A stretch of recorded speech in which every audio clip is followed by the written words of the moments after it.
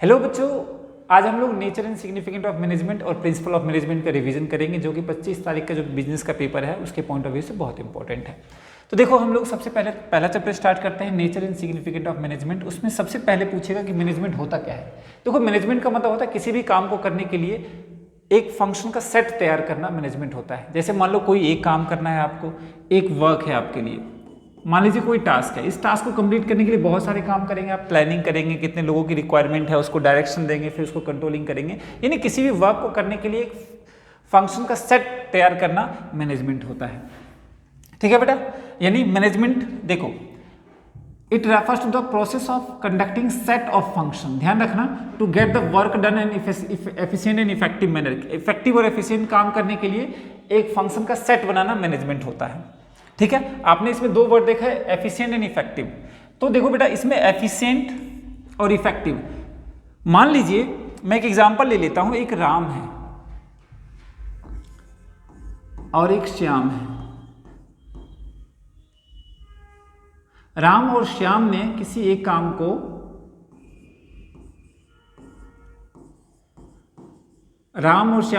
काम को पूरे 2 दिन में कर दिया, लेकिन राम ने वो 50 रुपीज़ में किया है और श्याम ने 100 रुपीज़ में किया है। यानी काम तो दोनों ने किया है, इफेक्टिव तो दोनों है, लेकिन इसमें एफिशिएंट कौन है? राम है। कहने का मतलब ये है, कोई भी काम अगर टाइम पे कंप्लीट करे वो इफेक्टिव होगा, और मिनिमम कॉस्ट में करे तो वो एफिशिएंट होगा। यानी इफेक्टिव एफिशिएंट की बात करें तो इफेक्टिव का मतलब होता है काम को कंप्लीट करना, और एफिशिएंट का मतलब होता है काम को अच्छी तरीके से कंप्लीट करना। जैसे देखो, इसका meaning, it refers to the completing the job on time no matter whatever the cost. इसमें कितना खर्चा लग रहा है उससे मतलब नहीं है, काम कंप्लीट होना चाहिए। और एफिशिएंट का मतलब होता है जॉब कॉस्ट बेनिफिट, यानी लो कॉस्ट में काम को पूरा करना। ठीक है, उसके बाद आता है बेटा मैनेजमेंट के फंक्शंस, मैनेजमेंट के कैरेक्टरिस्टिक्स। तो देखो, मैनेजमेंट के क्या क्या कैरेक्टरिस्टिक्स है। मैनेजमेंट का सबसे पहला कैरेक्टरिस्टिक होता है गोल ओरिएंटेड। मैनेजमेंट क्या है बेटा? मैनेजमेंट गोल ओरिएंटेड होता है। ठीक है, management is the goal oriented process. Management all pervasive होता है। मैनेजमेंट इंटेंजिबल फोर्स है। मैनेजमेंट हर जगह होता है, कॉन्टिन्यूस प्रोसेस है। मैनेजमेंट कभी भी कोई काम करते हैं तो उस काम को अगर हम कंप्लीट कर लेते हैं तो नेक्स्ट फंक्शन देखेंगे तो मैनेजमेंट कॉन्टिन्यूस हो जाएगा। मैनेजमेंट डायनेमिक, मैनेजमेंट हर इन्वायरमेंट में सेट करता है। ठीक है ना, इन्वायरमेंट के हिसाब से अपने आप को चेंज कर लेता है वो। Management is the group activity, और मैनेजमेंट आप अकेले नहीं कर सकते, उसके लिए आपको क्या करना पड़ेगा? ग्रुप एक्टिविटी करनी पड़ेगी। ठीक है, नेक्स्ट आपका आएगा बेटा मैनेजमेंट के, मैनेजमेंट का ऑब्जेक्टिव क्या है? मैनेजमेंट के 3 ऑब्जेक्टिव होते हैं। ऑर्गेनाइजेशनल ऑब्जेक्टिव होता है, सोशल ऑब्जेक्टिव होता है, और पर्सनल ऑब्जेक्टिव होता है। ठीक है, मैनेजमेंट के 3 ऑब्जेक्टिव हैं। देखिए, मैनेजमेंट के आपके 3 ऑब्जेक्टिव आ जाएंगे। मैनेजमेंट के 3 ऑब्जेक्टिव हैं। पहला ऑब्जेक्टिव है ऑर्गेनाइजेशनल ऑब्जेक्टिव, दूसरा है सोशल, और तीसरा है पर्सनल ऑब्जेक्टिव। देखिए, ऑर्गेनाइजेशनल ऑब्जेक्टिव में कंपनी किसके बारे में सोचती है कि ग्रोथ हो, प्रॉफिट अर्न करे, और नेक्स्ट सर्वाइव करे बिजनेस। तो अगर ऑर्गेनाइजेशनल ऑब्जेक्टिव की बात करें तो वो 3 चीजें आएंगी। सोशल ऑब्जेक्टिव में क्या होगा? एम्प्लॉयमेंट जनरेट करना, बेसिक चीजें प्रोवाइड करना, कम्युनिटी सर्विसेज वगैरह, हेल्थ, स्कूल, हॉस्पिटल वगैरह खुलवाना, ये सारी चीजें। और पर्सनल ऑब्जेक्टिव में जो ऑर्गेनाइजेशन में काम करते हैं उसके लिए काम करना, जैसे एम्प्लॉयमेंट है तो सही फेयर वेजेस देना, वर्किंग इन्वायरमेंट कंडीशंस, ये सारी चीजें आएंगी इसमें। ठीक है बेटा, नेक्स्ट है आपका मैनेजमेंट के लेवल। देखिए, मैनेजमेंट के 3 लेवल होते हैं। मैनेजमेंट के आपके 3 लेवल हैं। एक आएगा आपका टॉप लेवल, जिसमें CEO, GM, डायरेक्टर, ये सब होते हैं। और नेक्स्ट है आपका middle level. Middle level management में कौन आएगा? मिडिल लेवल में आपका आएगा प्रोडक्शन मैनेजर, सेल्स मैनेजर। और सबसे बढ़िया तरीका याद करने का है, देखो एक लोअर लेवल में कौन आता है, ये टॉप लेवल हो गया। लोअर लेवल में आएगा आपका सुपरवाइजर। तो सुपरवाइजर और इन सब के अलावा जितने भी बीच में बच जाएंगे वो सब क्या आएगा? मिडिल लेवल मैनेजमेंट में आ जाएगा। तो देखो, टॉप लेवल मैनेजमेंट जो सबसे ऊपर होता है उसका काम क्या है? वो ऑब्जेक्टिव सेट करता है। टॉप मैनेजमेंट का काम वर्किंग कंडीशन या फिर लेबर के साथ काम करना नहीं है, उसका काम है ऑब्जेक्टिव सेट करना, पॉलिसी सेट करना, एक्टिविटीज, रिसोर्सेज को असेंबल करना, कंट्रोलिंग द वर्क परफॉर्मेंस को कंट्रोल करना, और बजट को अप्रूव करना। ये सब टॉप लेवल मैनेजमेंट का काम है। बजट अप्रूव मिडिल लेवल या लोअर लेवल मैनेजमेंट नहीं करता है, वो टॉप लेवल मैनेजमेंट करता है। ठीक है। नेक्स्ट है आपका मिडिल लेवल मैनेजमेंट। देखिए मिडिल लेवल मैनेजमेंट पे आता है डिपार्टमेंटल हेड्स हो गए, डिपार्टमेंटल प्लान सुपरिटेंडेंट है ना, ऑपरेशनल मैनेजर, ये सारी चीजें आती हैं। तो मिडिल लेवल का काम क्या है, पॉलिसीज जो बनी है उसको इंटरप्रिटेट करना, प्रिपेयरिंग ऑर्गेनाइजेशनल सेटअप करना, एम्प्लॉयज को अपॉइंट करना, ठीक है ना, मोटिवेट करना और कॉपरेशन क्रिएट करना, ये आ जाएगा आपका मिडिल लेवल का काम, ठीक है। और जो लोअर लेवल पे होते हैं वो होता है आपका सुपरवाइजर। तो सुपरवाइजर का क्या काम होगा बेटा, सुपरवाइजर का काम होता है वर्कर के साथ वर्कर्स को अच्छी सेफ्टी प्रोवाइड करना, वर्कर को working ensuring safety of workers, proper working environment देना वर्कर के लिए, मिडिल लेवल को हेल्प करना, कोऑर्डिनेशन बना के रखना ह्यूमन रिलेशंस और invite suggestion, creating better human relations और सजेशन को जो लोअर जो वर्कर सजेस्ट करते हैं वो आगे मिडिल लेवल और टॉप लेवल तक पहुंचाना, ठीक है। अब देखिए मैनेजमेंट के नेचर की बात करें, अगर आपसे पूछे मैनेजमेंट है क्या, तो मैनेजमेंट आर्ट भी है, प्रोफेशन भी है और साइंस भी है। अगर आपसे पूछे मैनेजमेंट साइंस क्यों है, देखिए साइंस होता क्या है, साइंस होता है systematic body of knowledge. Systematic body of knowledge होगा, ठीक है ना, तो वो साइंस होगा, क्योंकि साइंस में आपको बताता है कि एक्सपेरिमेंट क्या है, मतलब आप क्या किस तरह से क्या करोगे तो उसका आउटपुट क्या आएगा। तो मैनेजमेंट में भी सेम तरीका है, प्रिंसिपल बेस्ड ऑन एक्सपेरिमेंट, जिस तरह साइंस के प्रिंसिपल एक्सपेरिमेंट पे बेस होते हैं वो मैनेजमेंट का भी होगा, यूनिवर्सल वैलिडिटी, और ये प्रिंसिपल ऑफ मैनेजमेंट के जो रूल्स हैं वो हर जगह अप्लाई होता है, इसलिए मैनेजमेंट क्या है, साइंस है। नेक्स्ट है आपका बेटा management as an art. Management art क्यों, देखो टीचिंग भी एक आर्ट ही है, तो मैनेजमेंट भी एक आर्ट है। आर्ट क्या होता है, आर्ट होता है जिसमें थ्योरेटिकल नॉलेज का एग्जिस्टेंस हो, personalise application person to person differ करेगा और based on practice and creativity. ये क्या होता है, जितना आप बेटर करोगे, क्रिएटिविटी करोगे, प्रैक्टिस करोगे, उतनी ही आपकी आर्ट बढ़ती जाएगी। नेक्स्ट है बेटा मैनेजमेंट एज अ प्रोफेशन।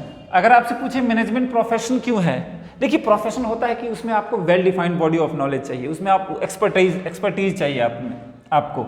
तो मैनेजमेंट क्या है, एक प्रोफेशन है, क्यों, क्योंकि इसमें वेल डिफाइंड मैनेजर हर कोई नहीं कर सकता, उसमें एक एक्सपर्टाइज नॉलेज चाहिए, रेस्ट्रिक्टेड एंट्री होती है इसमें। प्रोफेशनल एसोसिएशन होते हैं जो आपको क्या करता है, डिग्री ग्रांट करती है।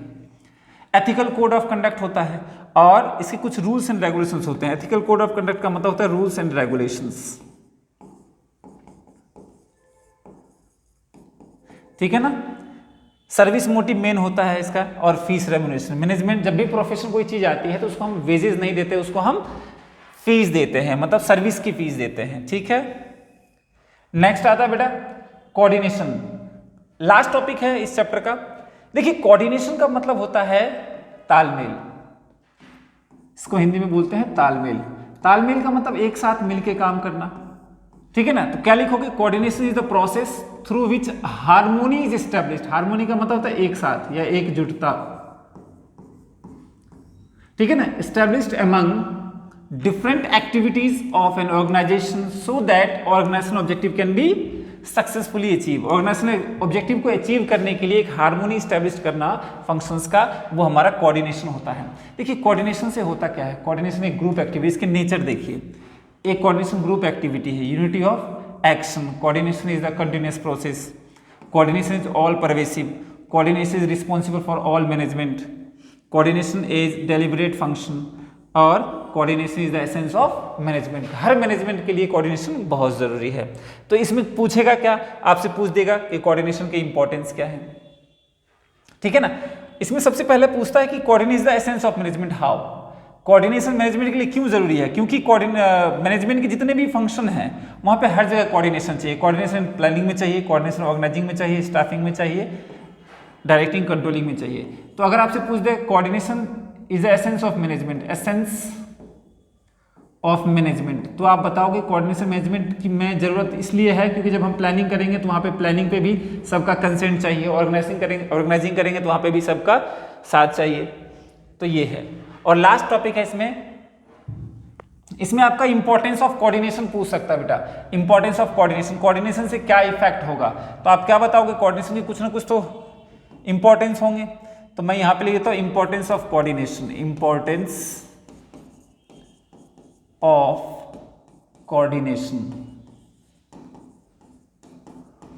Importance of coordination. कोऑर्डिनेशन के तीन इंपॉर्टेंट होते हैं, 3 है, जिसमें सबसे पहला है आपका बेटा स्पेशलाइजेशन, फंक्शनल डिफरेंशिएशन,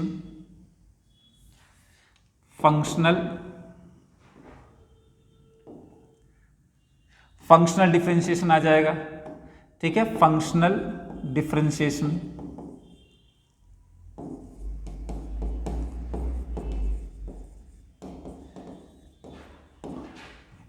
यह है स्पेशलाइजेशन।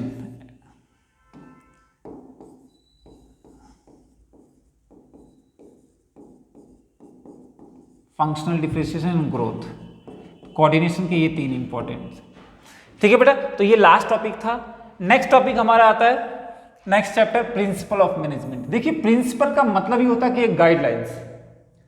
प्रिंसिपल ऑफ मैनेजमेंट का तो मैनेजमेंट के कुछ प्रिंसिपल होंगे, उससे कुछ गाइडलाइंस होंगे। तो प्रिंसिपल ऑफ मैनेजमेंट क्या है? इट इज द देखो, principle of management are broad and general guidelines for managerial decision making and behaviour.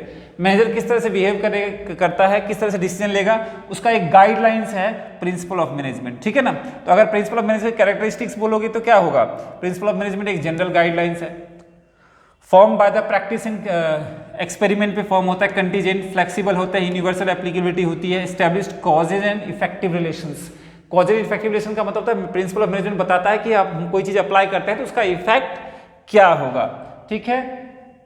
Next है आपका fundamental principle of management.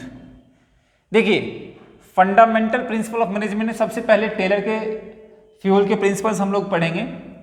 Fuel के 14 प्रिंसिपल हैं, फ्यूल के आपके 14 प्रिंसिपल है और टेलर के कितने हैं? टेलर के हैं 4, ठीक है ना। तो 4 प्रिंसिपल हमें टेलर के पढ़ने हैं और फ्यूल के 14 प्रिंसिपल पढ़ने हैं। तो मैं शॉर्ट में इसको एक्सप्लेन कर देता हूं। देखो डिवीजन ऑफ वर्क का मतलब फ्यूल कहता है कि हमें काम को उसकी एबिलिटी और एफिशिएंसी के हिसाब से बांटना चाहिए। किसी भी इंप्लॉइज के लिए अगर हम काम को बांटो, कोई भी एक पर्सन या कोई एक इंडिविजुअल ऑर्गेनाइजेशन को नहीं चलाएगा, तो हमें काम को बांटना पड़ेगा। तो हम काम को कैसे बांटेंगे? एबिलिटी और एफिशिएंसी के हिसाब से।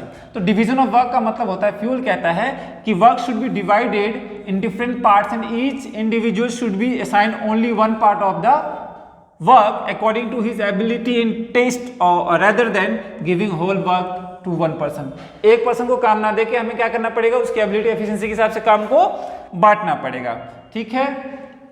नेक्स्ट है बेटा, इसके पॉजिटिव और नेगेटिव इंपैक्ट आपको खुद पढ़ने हैं। नेक्स्ट है आपका division of work, authority and responsibility. Next आएगा आपका अथॉरिटी एंड रिस्पॉन्सिबिलिटी। देखिए अथॉरिटी का मतलब होता है पावर, रिस्पॉन्सिबिलिटी का मतलब होता है कोई काम देना। अथॉरिटी रिस्पॉन्सिबिलिटी का मतलब होता है कि हमें जितना हम किसी को अथॉरिटी दे रहे हैं उतनी रिस्पॉन्सिबिलिटी दे रहे हैं, या रिस्पॉन्सिबिलिटी जितना देंगे उतना ही अथॉरिटी होना चाहिए।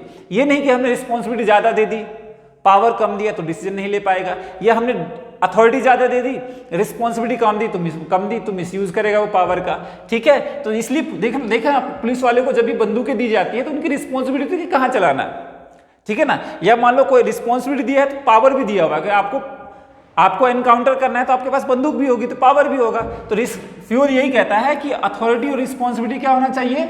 एक साथ जाना चाहिए, ठीक है। इससे क्या होता है? काम अच्छा होता है, डिसीजंस क्विक ले लेते हैं बेटा, ठीक है। डिले डिसीजन नहीं होता और रिस्पॉन्सिबिलिटी को फुलफिल भी कर पाते हैं अथॉरिटी की वजह से। नेक्स्ट है डिसिप्लिन। देखो डिसिप्लिन का मतलब होता है obedience and respect of authority.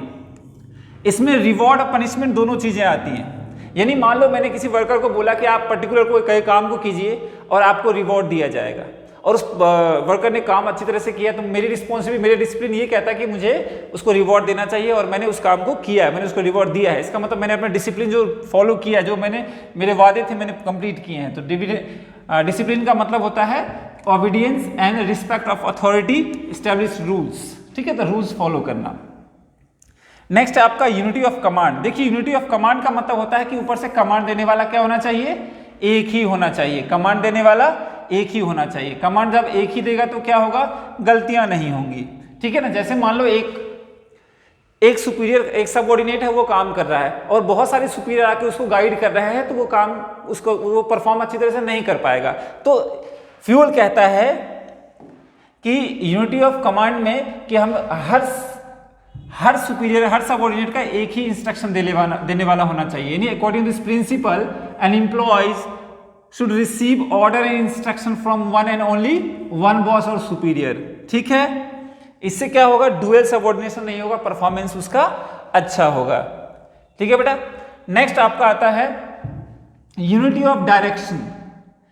Unity of direction, ठीक है। देखिए यूनिटी ऑफ डायरेक्शन का मतलब होता है कि डायरेक्शन एक ही होना चाहिए, पूरे ऑर्गेनाइजेशन का एक ही ऑब्जेक्टिव होना चाहिए। वन हेड वन प्लान बोलते हैं इसको, इसको बोलते हैं वन हेड वन प्लान। यहां लिखा है देखो, वन हेड वन प्लान, यानी सबका ऑब्जेक्टिव क्या होना चाहिए, एक ही होना चाहिए, पूरे ऑर्गेनाइजेशन का ऑब्जेक्टिव। तो यूनिटी ऑफ डायरेक्शन यानी सबका डायरेक्शन एक ही होना चाहिए। इससे क्या होता है, कोऑर्डिनेशन बना रहता है, परफॉर्मेंस अच्छा होता है और ऑर्गेनाइजेशन के ऑब्जेक्टिव को हम अचीव कर पाते हैं। नेक्स्ट है subordination of individual interest to general interest. Fayol कहता है according to the Fayol this principle the interest of the organisation as a whole must be given priority over the interest of the individual. Interest of the organisation का जो objective है, मतलब organisation का जो interest है over the prior individual employees के जब हम कन्फ्लिक्ट्स होते हैं तो हमें क्या करना पड़ेगा, ऑर्गेनाइजेशन के इंपॉर्टेंस को भी ध्यान में रखना पड़ेगा और इंप्लॉइज जो करते हैं उसके इंपॉर्टेंस को भी ध्यान रखना पड़ेगा। ये पढ़ना इसके पॉजिटिव और नेगेटिव इफेक्ट क्या होंगे। नेक्स्ट है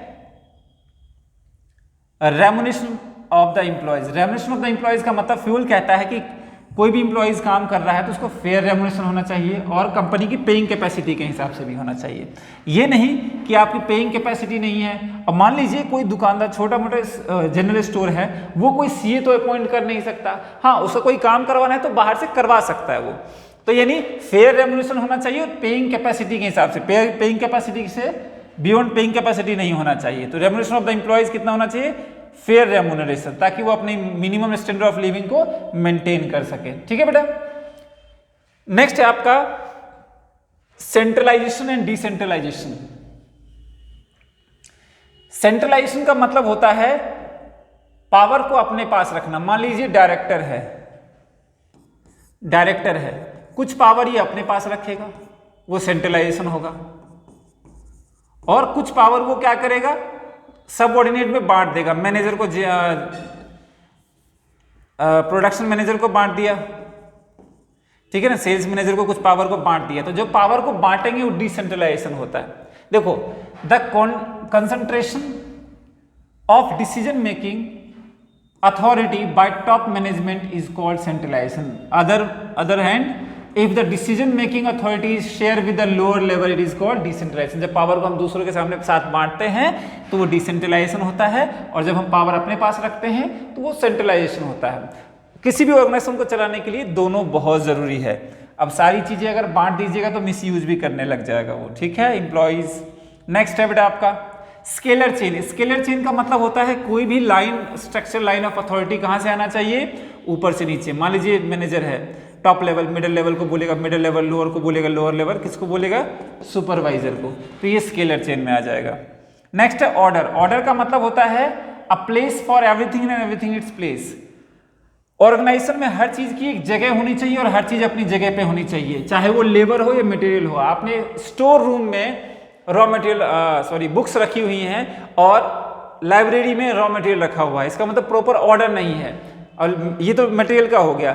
अब लेबर का देखो, एक सीईओ है, उसको आपने वर्कर का काम दिया हुआ है, और एक वर्कर है, आपने उसको सीईओ का काम दिया हुआ है। तो ये प्रॉपर ऑर्डर नहीं होता, ऑर्गेनाइजेशन में प्रॉपर ऑर्डर नहीं है। तो ऑर्गेनाइजेशन में ऑर्डर होना चाहिए। ऑर्डर का मतलब होता है a place for everything and everything its place. Next है बेटा आपका इक्विटी। नेक्स्ट है आपका इक्विटी। देखिए इक्विटी का मतलब होता है the principle of equity implies that similar treatment is assured to employees in similar position. जो सिमिलर पोजीशन पे है उसे हमें सिमिलर ट्रीटमेंट करना चाहिए, ना कि उसको gender wise, caste wise, area wise discriminate नहीं करना चाहिए। ठीक है। नेक्स्ट है, ये नहीं कि मान लीजिए हम कोई काम कर रहे हैं, राम है और श्याम है, उस दोनों ने काम किया है, और एक गीता है, और हमने ये गीता को ये बोल के हम उसका प्रमोशन नहीं कर रहे हैं कि वो लड़की है, जबकि काम तीनों ने इक्वल किया है। इसका मतलब हम डिस्क्रिमिनेट कर रहे हैं, यानी इक्विटी को हम लोग क्या कर रहे हैं, वॉयलेट कर रहे हैं। ठीक है बेटा। नेक्स्ट है आपका stability of tenure of personal, stability of tenure of personal, ठीक है। Stability of tenure of personal का मतलब होता है कि according to this principle employees one selected should be keep their post position for minimum fix tenure. अगर आपने किसी को अपॉइंट किया है तो हमें एक फिक्स और मिनिमम टाइम हमको क्या करना पड़ेगा, उसको देना पड़ेगा परफॉर्म करने के लिए। इससे क्या होगा, एम्प्लॉयज टर्नओवर होगा, कम होगा और लेबर मोटिवेट होंगे कि चलिए हमें इतना टाइम दिया जा रहा है, ठीक है, और काम अच्छा करेगा बाद में वो। नेक्स्ट है initiative. Initiative means taking the first step with self motivation. It is thinking out and execute the plan. It is one of the traits of intelligent person. According to the fuel, employees should be encouraged to develop and carry out their plan for improvement. कोई अगर individual हमें कोई advice दे रहा है, plan दे रहा है, तो हमें उसको एनकरेज करना चाहिए, या हर किसी को हमें एनकरेज करना चाहिए एम्प्लॉयज को कि अपने वो प्लान खुद बनाए और उसको एग्जीक्यूट करे और उस काम को कंप्लीट करे। इससे क्या होगा, एम्प्लॉयज मोटिवेट होगा, डेवलप्ड होगा उसका एम्प्लॉयज का, और सेटिस्फैक्शन, जॉब सेटिस्फैक्शन होती है, इसका पॉजिटिव इफेक्ट है। नहीं करोगे तो फिर उसका नेगेटिव इफेक्ट हो जाएगा। नेक्स्ट है Spirit D corps. Spirit D corps का मतलब होता है यूनियन इज स्ट्रेंथ। ध्यान रखिएगा, जब भी कोई एम्प्लॉयज और मैनेजर में कन्वर्सेशन होती है, a manager should replace I and with we in all his conversation. ध्यान रखना, conversation with workers to foster team spirit. हमें क्या करना चाहिए, आई की जगह वी वर्ड का यूज करना चाहिए। जैसे हम कोई भी देख रहे बड़े बड़े बिजनेसमैन हैं, वो क्या बोलते हैं, रिलायंस परिवार, टाटा परिवार। क्यों बोलते हैं, ताकि वो उनका परिवार थोड़ी ना है, साथ में कोई खाना बैठ के थोड़ी ना खाते, लेकिन कन्वर्सेशन में यूज करते हैं ताकि एम्प्लॉयज मोटिवेट हों और अच्छी तरह से काम कर सके, ठीक है। तो स्पिरिट डी कॉर्प्स आ जाएगा। नेक्स्ट है आपका टेलर के प्रिंसिपल्स। देखिए बेटा, टेलर के 4 प्रिंसिपल्स हैं, ठीक है ना। सबसे पहला है science not rule of thumb. Taylor कहता है कि हमें नई नई टेक्नोलॉजी को क्या करते रहना चाहिए, एक्सपेरिमेंट करते रहना चाहिए, ताकि हमारा काम क्या हो सके, क्विकर हो सके और इजियर हो सके, ठीक है। देखो सबसे पहला science not rule of thumb. This principle says that we should not get struck in a set routine with the old technique of doing work. Rather, we should be constantly experiment to develop new techniques which makes the work much simpler, easier and quicker. ठीक है ना, हल से खेती करते रहते, tractor का experiment नहीं करते, तो सोचो हम कहाँ होते। तो टेलर यही कहता है कि हमें क्या करते रहना चाहिए, एक्सपेरिमेंट करते रहना चाहिए ताकि काम इजी हो सके। नेक्स्ट है harmony not discord. As per principle, such an atmosphere should be created that labor and manager consider each other indispensable. क्या होना चाहिए, अलग अलग नहीं होना चाहिए। इस तरह से माहौल क्रिएट करो कि लगे कि मैनेजर ही क्या है, एम्प्लॉयज है, एम्प्लॉयज मैनेजर है। याद करो अभी हमने पढ़ा था स्पिरिट डी कॉर्प्स, आई की जगह वी वर्ड का, उसी तरह से माहौल क्रिएट करना है। तो हार्मोनी नॉट डिस्कॉर्ड, इस तरह से माहौल क्रिएट करना, ठीक है, ताकि इससे क्या होता है, मेंटल रिवॉल्यूशन होता है। जब हम आई की जगह वी वर्ड का यूज करते हैं ना, या मैनेजर और लेबर को इनसेपरेबल, ध्यान रखना यहाँ पे लिखा हुआ है, organise that labour and manager consider as inseparable. क्या होगा, इनसेपरेबल, ये वर्ड ध्यान रखना, ठीक है। नेक्स्ट है कोऑपरेशन नॉट इंडिविजुअलिज्म। यानी टेलर कहता है कि जब भी हम कोई प्लान बनाते हैं तो हम अगर म्यूचुअल कॉपरेशन के साथ प्लान बनाए, डिटरमाइन, देखो लिखा हुआ है, according to this principle all the activities done by the different people must be carried with mutual spirit of mutual cooperation. एक साथ मिल के डिसीजंस लेना है ताकि क्या हो, कोई भी काम अच्छा हो। इससे एम्प्लॉयज मोटिवेट होता है और काम अच्छा करता है। एम्प्लॉयज अपनी एफिशिएंसी को समझता है कि हमारी भी कोई रेपुटेशन है ऑर्गेनाइजेशन में, ठीक है। नेक्स्ट है development of each and every person according to his or her greatest efficiency in prosperity. Taylor कहता है कि हमें जो भी ऑर्गेनाइजेशन में काम करते हैं उसकी एफिशिएंसी और प्रोस्पेरिटी को हमें ज़्यादा मैक्सिमम डेवलप करना चाहिए, उसको ट्रेनिंग देना चाहिए, डेवलपमेंट करना चाहिए, उनकी पर्सनैलिटी जो भी है उनमें, तो उसके जितने भी इंडिविजुअल, हर इंडिविजुअल के पास कुछ ना कुछ मेरिट्स होते हैं, कुछ ना कुछ नॉलेज होता है, उसे हमें एक्सपेरिमेंट, उसे हमें क्या करना चाहिए, डेवलप करते रहना चाहिए ताकि वो काम आगे फ्यूचर में अच्छा कर सके। ठीक है, नेक्स्ट है last, techniques of scientific management. देखिए टेक्निक ऑफ साइंटिफिक मैनेजमेंट सबसे पहला है फंक्शनल फॉर्मेंसिंग। फंक्शनल में दो आता है, एक है प्लानिंग डिपार्टमेंट और एक है आपका प्रोडक्शन डिपार्टमेंट।